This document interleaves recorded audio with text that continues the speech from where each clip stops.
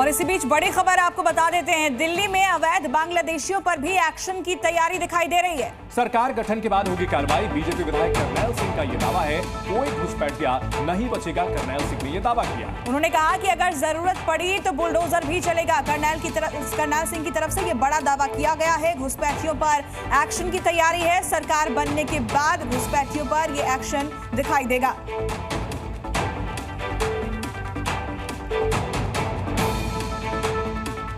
दिल्ली में बहुत से घुसपैठिए हैं, बांग्लादेशी हैं, रोहिंग्या हैं। उनको हटाने के लिए सरकार का क्या कदम रहेगा, और इसी के साथ ही आप एक विधायक होने के नाते, एक मजबूत विधायक होने के नाते आप क्या चाहते हैं? देखिए, ना रोहिंग्या रहेगा ना बांग्लादेशी रहेगा। ये भारतवासियों की ज़मीन है, हम उन्हीं के लिए काम करेंगे।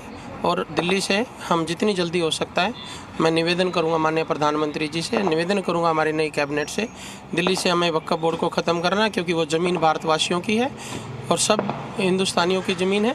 और जो ये चलाने वाली मदरसे चलाने वाली फैक्ट्री को बंद करेंगे। अच्छा, एक सवाल और है। आपने बोला वक्फ बोर्ड के बारे में, बहुत सी ज़मीन को दिल्ली की वक्फ बोर्ड ने कहा कि उनकी अपनी है, और इसी के साथ कई ऐसे मंदिर हैं, उन्होंने बताया कि ये भी हमारी ज़मीन पे बने हैं, और यहाँ तक कि जो नई दिल्ली का इलाका है उसको भी उन्होंने अपना ही बता दिया है। वो तो बहुत छोटी बात है। सबसे बड़ी बात उन्होंने बताई, जो कुंभ की ज़मीन भी उनकी है, तो ये हास्यास्पद है। भारतवासियों की ज़मीन है, हिंदुओं की ज़मीन है, आर्यों की ज़मीन है, उनकी हो ही नहीं सकती। अरब से वो अपने साथ नहीं लेके आए थे। उनका कब्जा कर लेने से, झूठे पेपर बनाने से कांग्रेस ने एक तुष्टीकरण की राजनीति करके एक वक्फ बोर्ड बना दिया। उसके बाद अरविंद केजरीवाल ने, आपने देखा होगा न्यूज़ के अंदर, आपके चैनल पे ही मैंने चलते देखा है कि वक्फ बोर्ड को इतना पैसा देंगे, किसी चीज़ की कमी नहीं रहने देंगे। अरे भैया, हिंदुओं ने भी तो आपको वोट दिया था। ये हिंदुओं का देश है, यहाँ सनातन की सरकार बनेगी और सनातन की सरकार ही दिल्ली को चलाएगी।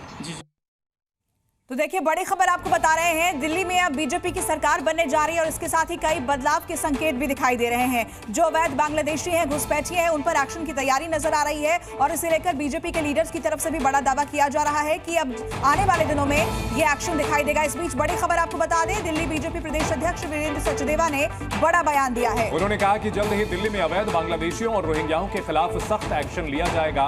राजधानी दिल्ली में भी रोहिंग्याओं और बांग्लादेशियों की समस्या काफी गंभीर है, और अब इस पर दिल्ली बीजेपी के अध्यक्ष वीरेंद्र सचदेवा का बयान सामने आया।